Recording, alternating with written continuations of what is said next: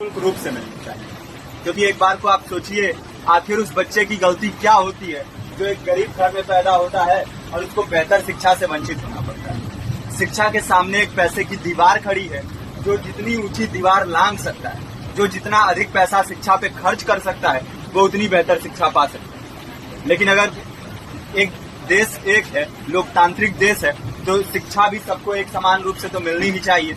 आज परिस्थिति ये है कि एक तरफ तो प्राइवेट स्कूल हैं जो लूट के अड्डे बने हुए हैं, वहां पे आप एडमिशन कराने जाएंगे तो सिर्फ एडमिशन के नाम पे ही आपको 10,000 20,000 रुपए देना होगा। और कमीशन खोरी का ऐसा धंधा है कि कॉपी, किताब, टाई, बेल्ट, ड्रेस, जूता कहाँ से खरीदना है ये आप नहीं तय करेंगे वो प्राइवेट स्कूल वाले। यानी आम लोगों की मेहनत की आखिरी कौड़ी उनके जेब से वसूल लेना चाहते हैं। और दूसरी तरफ सरकारी स्कूलों में न तो पर्याप्त टीचर है, न पर्याप्त बिल्डिंगे।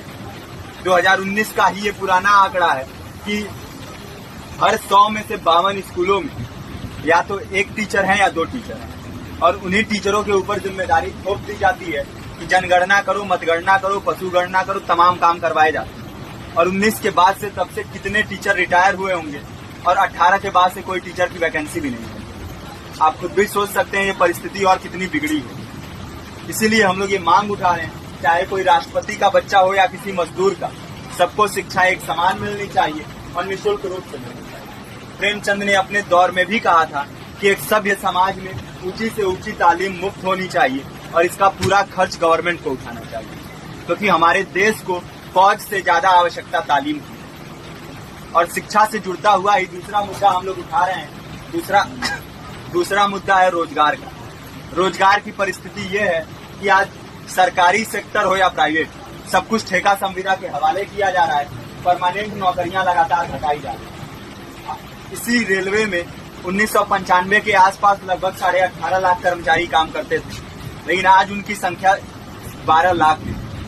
आप खुद भी सोच सकते हैं कितने बड़े पैमाने पे परमानेंट पदों को घटाया जा रहा है। और आज आलम ये है, एक तरफ लाखों पद खाली पड़े हैं, फिर भी कोई वैकेंसी नहीं निकलती।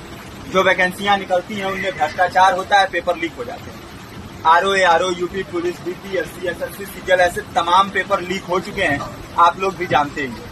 अभी नीट की धांधली में ये पता चला कि एक एक पेपर 30 लाख से 50-50 लाख रुपए में बेचा गया। हम और आप तो ये पैसा नहीं दे सकते। पूरी की पूरी कारस्तानी सरकार, प्रशासन, शिक्षा माफियाओं की होती है। और भुगतता कौन है? आम घरों के लोग, जो लोग सालों साल तैयारी करते हैं, दिन भर में 10-10 घंटे, 12-12 घंटे पढ़ते हैं। और इतनी कड़ी मेहनत के बाद, सालों साल की मेहनत के बाद उनके हाथ लगती है तो सिर्फ हताशा, निराशा, अवसाद।